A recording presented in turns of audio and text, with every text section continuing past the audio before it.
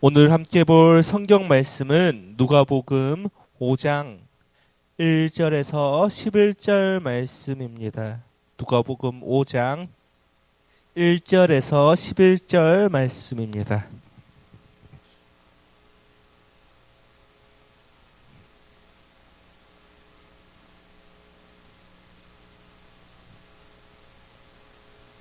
제가 가진 성경으로는 신약 96페이지에 있습니다.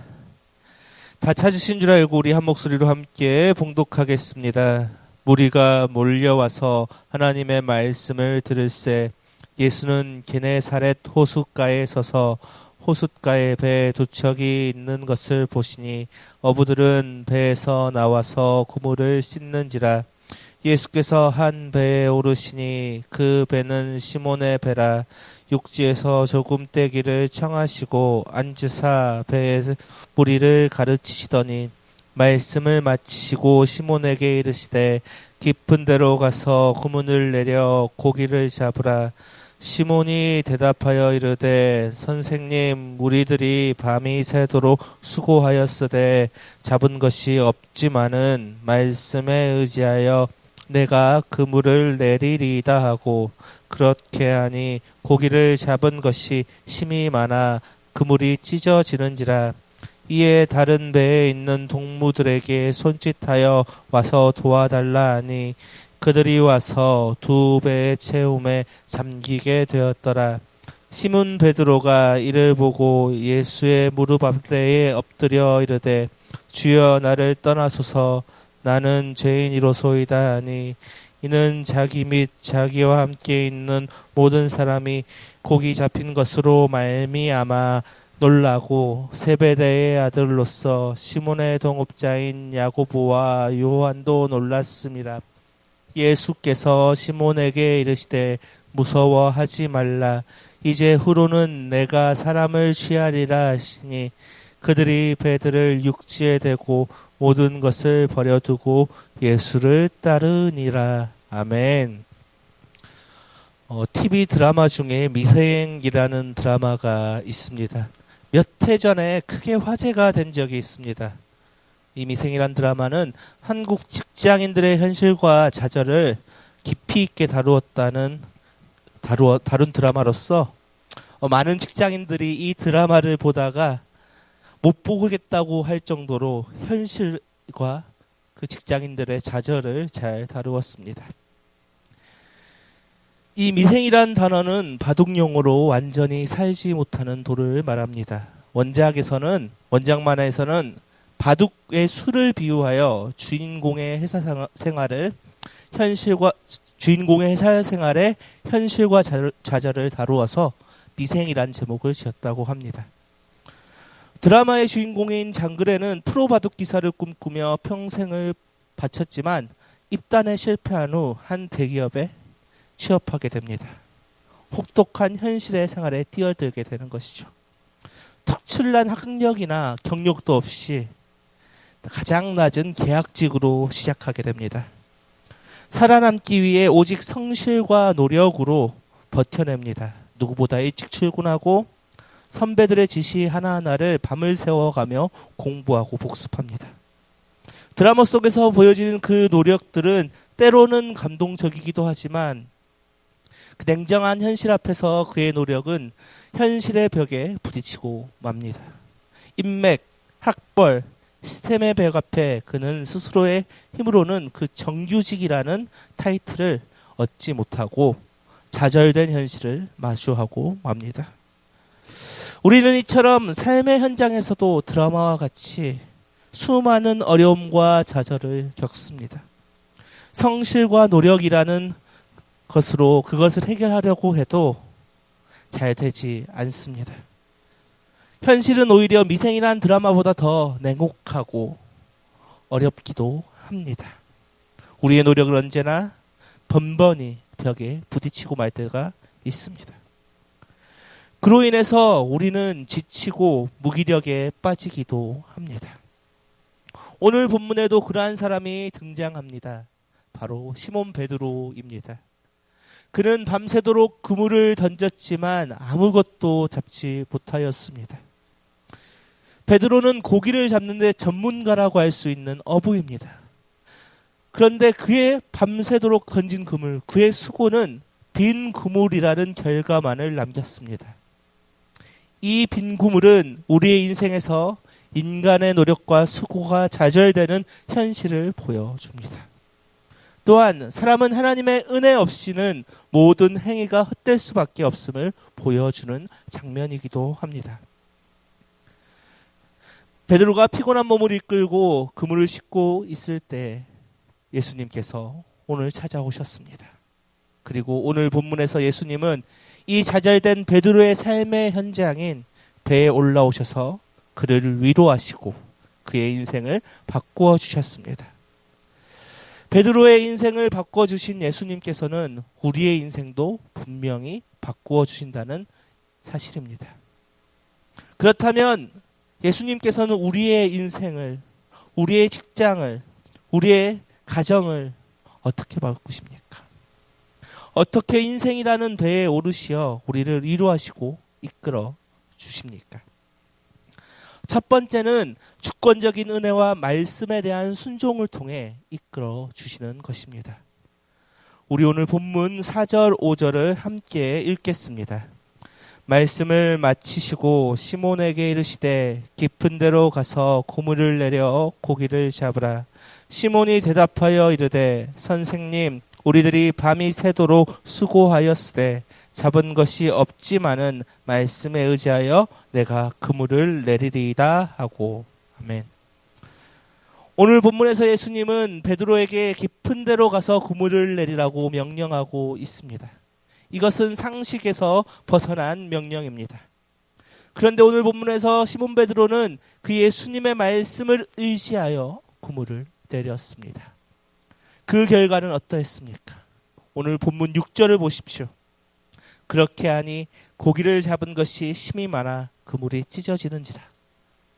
그 결과는 그물을 찢어질 정도로 정도의 만선이었습니다. 이 놀라운 일은 하나님의 절대적인 능력입니다. 인간의 생각을 뛰어넘는 은혜입니다. 하나님의 놀라운 일은 인간의 생각과 상식으로는 전혀 상상할 수 없습니다. 오늘 본문의 베드로는 하나님의 놀라운 일을 본 것입니다. 그렇다면 그는 어떻게 그것을 볼 수 있었습니까? 오늘 본문의 베드로는 예수님의 말씀에 순종했습니다. 그는 말씀에 의지하여 그물을 던졌습니다. 말씀의 능력이 현실화되는 것은 오늘 본문의 시몬 베드로처럼 말씀에 응답하는 것입니다. 하나님이 놀라운 일을 보여주시려고 하더라도, 은혜를 주시려고 하더라도, 복음을 통해 구원의 능력을 베푸시려고 하더라도 말씀에 순종하지 않으면 현실화되지 않습니다. 우리가 자주 부르는 찬양 중에 이런 찬양의 가사가 있습니다. 주의 말씀 의지하여 믿음으로 그물 던져. 그런데 우리의 삶에서 진짜 말씀에 순종하여 그물을 던지고 있을까요? 말씀을 통해 살아간다고 말할 수도 있습니다. 그러나 대부분은 말씀을 듣는 데서 끝난다는 것이 문제입니다. 저 또한 그것이 문제지요. 말씀을 들었으면 그대로 삶을 살아내야 하는데 그러지 못하는 것이 우리들의 모습입니다. 말씀을 듣고 또 그렇게 살아야 하지만 그 말씀을 마음먹은 대로 되지 않는 것도, 그런 모습을 가진 것도 우리의 현실입니다. 그렇지만 우리는 말씀에 응답하였을 때 하나님의 놀라운 은혜를 경험하게 됩니다. 하나님께서는 홍해를 건넌 후에 마라에서 물을 마시지 못하고 불평하던 이스라엘 백성들에게 이렇게 말씀하셨습니다. 이르시되 너희 하나님 나 여호와의 말을 들어 순종하고 내가 보기에 의를 행하며 내 계명에 귀를 기울이며 내 모든 규례를 지키면 내가 애굽 사람에게 내린 모든 질병 중 하나도 너희에게 내리지 아니하리니 나는 너희를 치료하는 여호와입니다. 하나님의 말씀에 순종할 때 하나님께서는 사람의 생각으로 상상할 수 없는 은혜와 축복을 내려주십니다. 우리는 그 사실을 기억하고 말씀을 의지하며 나아갈 때 말씀에 순종할 때 우리는 하나님의 온전한 이끄심을 경험할 수 있습니다. 두 번째는 은혜를 통해 스스로를 인식하고 회개하게 됩니다. 우리 오늘 본문 8절을 함께 읽겠습니다. 시몬 베드로가 이를 보고 예수의 무릎 아래에 엎드려 이르되 주여 나를 떠나소서 나는 죄인이로소이다 하니. 아멘. 오늘 본문에서 엄청난 기적을 체험한 베드로는 기쁨 대신 두려움에 사로잡혔습니다. 그는 예수님의 발 앞에 엎드려 주여 나를 떠나소서 나는 죄인이로소이다라며 고백하고 있습니다. 다시 말해 하나님의 놀라운 일을 경험했습니다. 다르게 말하면 하나님의 영광을 은혜를 통해 보게 된 것입니다. 오늘 말씀처럼 하나님의 놀라운 일을 보게 되면 인간은 자신의 죄성을 돌아보게 됩니다. 욥기 42장 5절 6절을 보면 이렇게 나옵니다. 내가 주께 대하여 귀로 듣기만 하였사오나 이제는 눈으로 주를 배움나이다. 그러므로 내가 스스로 거두어 드리고 티끌과 제 가운데에서 회개하나이다. 욥이 폭풍우 가운데 하나님의 말씀과 권능을 듣고 회개하는 장면입니다. 그는 이전에 자신의 의름을 변명하던 사람이었습니다. 그러나 그는 하나님을 대면하고 자신의 한계를 인정하고 회개하는 결과를 가져왔습니다. 하나님의 놀라운 일을 직접 경험하고 보면 사람이 돌아올 수밖에 없습니다. 바울 또한 다메섹 도상에서 예수님을 만난 뒤 놀라운 회개의 모습을 보이기도 했습니다. 그러나 오늘날 대부분 사람들은 주님의 일을 직접적으로 경험하는 것이 거의 없습니다. 사도행전 2장을 보면 여러 방언으로 하나님의 놀라운 일을 말한 초대교회 사람들을 보고 명절을 새로 온 3,000명의 유대인들이 복음을 듣고 회개하고 예수님을 믿는 사건이 있습니다. 우리 또한 마찬가지입니다. 말씀을 통해 복음을 알게 되었고 그 복음이 우리를 감동시켰기 때문입니다. 그런데 그것이야말로 놀라운 일입니다. 사람은 남의 말을 듣지 않습니다. 그리고 말씀을 듣고 감동하기는 더더욱 쉽지는 않습니다. 그리고 말씀을 듣고 감동하더라도 사람이 변하기는 더 쉽지 않습니다. 그러나 복음을 듣고 은혜를 알고 그 감동하여 회개하여 하나님 앞에 나가는 것 자체가 하나님의 놀라운 은혜이며 놀라운 일입니다. 우리들도 그러한 변화를 겪었습니다. 하나님의 은혜로 인해 교회로 인도받았고 말씀에 감동하여 나의 죄를 회개하였습니다. 소크라테스는 이런 말을 했습니다. 너 자신을 알라. 소크라테스는 이 말을 자신의 무지를 깨닫고 자신의 영혼을 돌보라는 말로 이 말을 했습니다. 그런데 그리스도인들에게는 이것이 다르게 들려옵니다. 우리는 죄인입니다. 그러나 그리스도의 은혜를 알기 전에는 우리가 죄인임을 알지 못하였고 영혼을 돌보지도 않았고 오히려 죽음으로 달려가던 사람들이었습니다. 그럼에도 불구하고 주님의 놀라운 은혜를 경험하게 되었고 그 은혜를 통해 내가 아무것도 아닌 것을 알게 되었고 내가 죄인임을 알게 되며 주님께 온전히 자기 자신을 의탁할 수 있게 되었습니다. 믿음은 들음에서 나온다고 말씀에 나옵니다. 그런데 그 들음을 통해 믿음을 가지기 위해서는 하나님의 은혜가 필요합니다. 우리가 들음으로써 믿음을 가지게 되는 것은 하나님의 은혜입니다. 하나님의 은혜가 없다면 어떻게 되겠습니까? 사도행전에서 스데반에게 복음을 들은 유대인들은 스데반을 돌로 쳐 죽였습니다. 오직 하나님의 놀라운 은혜 안에 들음을 통해 자신의 죄인임을 깨닫고 하나님께 나아갈 수가 있습니다. 우리는 이런 경험들을 하셨을 것입니다. 복음을 들었을 때 가슴이 뜨거워지며 내가 죄인임을 스스로 깨닫고 하나님 앞에 나올 수 없는 그 상황들을 경험해 보았을 것입니다. 그렇습니다. 하나님의 은혜는 나를 드러나게 합니다. 그리고 그 일을 통하여서 선으로 이끄신다는 것입니다. 세 번째는 은혜와 말씀에 순종하며 회개한 자의 인생을 변화시켜 주신다는 것입니다. 우리 오늘 본문 10절, 11절을 함께 읽겠습니다. 세베대의 아들로서 시몬의 동업자인 야고보와 요한도 놀랐음이라. 예수께서 시몬에게 이르시되 무서워하지 말라. 이제 후로는 내가 사람을 취하리라 하시니 그들이 배를 육지에 대고 모든 것을 버려두고 예수를 따르니라. 아멘. 오늘 본문에서 예수님은 베드로에게 무서워 말라. 이제 사람을 취하리라 말씀을 하고 계십니다. 이제 시몬 베드로에게 새로운 소명을 주셨습니다.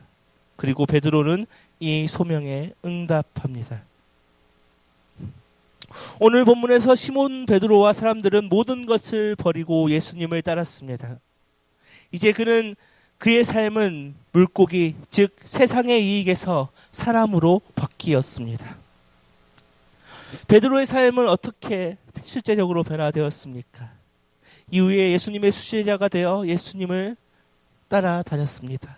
그러나 십자가에 달리실 때는 예수님을 3번 부인하기도 했습니다.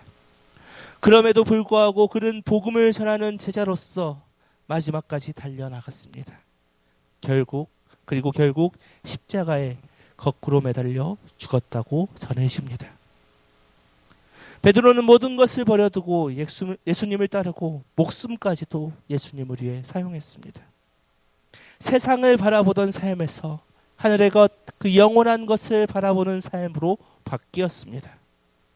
모든 것을 버려두고 예수님을 따르는 이 모습은 예수님의 놀라운 일을 보고 은혜 받은 자의 응답입니다. 바울 또한 마찬가지였습니다. 빌립보서 3장 7절 8절에서 바울은 이렇게 고백합니다.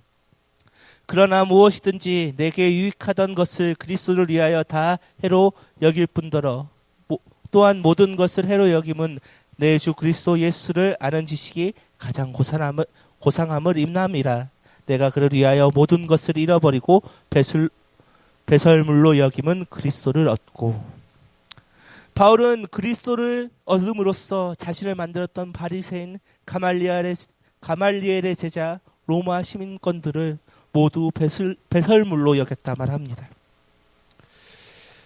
우리도 이러한 삶을 살아야 합니다. 물론 지금 있는 직장을 버리고 교회에서만 전도만 하고 살라는 말이 아닙니다.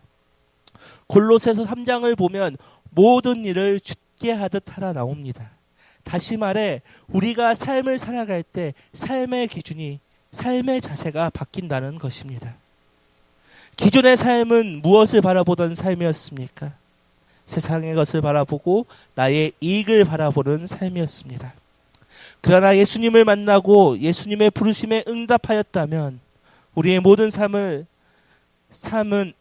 밥을 먹고 일을 하더라도 죽게 하듯 최선을 다해야 합니다. 그리고 그것을 통해 하나님께 영광을 돌려야 합니다. 또한 그 삶의 자리에서 최선을 다한 만큼 교회에서도 이웃에게서도 최선을 다해 그리스도의 영광을 드러내야 합니다. 그러나 우리는 그러한 삶을 살기가 매우 어려운 것이 우리들의 현실입니다. 오늘 본문에 등장하는 베드로도 처음에는 마찬가지였습니다. 예수님을 열심히 따라다녔지만 중요한 순간에 예수님을 배반하였습니다.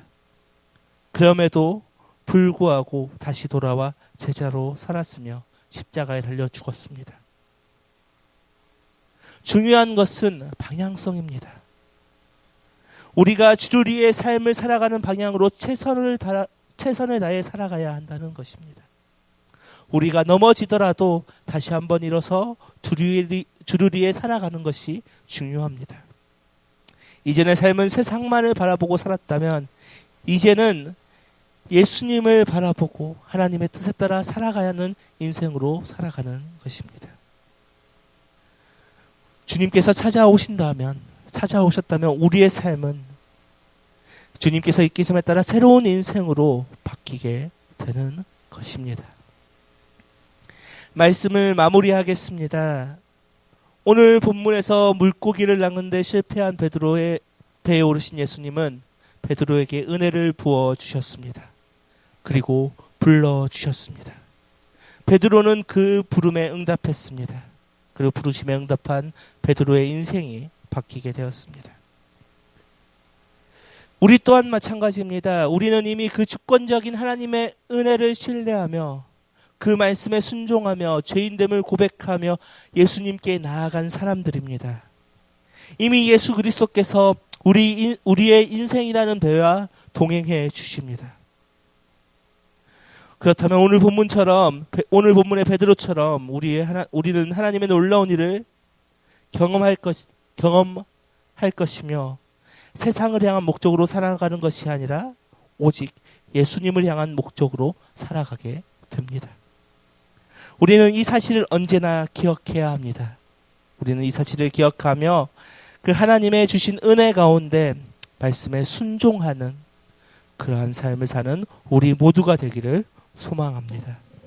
이 시간 함께 찬양으로 나아가도록 하겠습니다.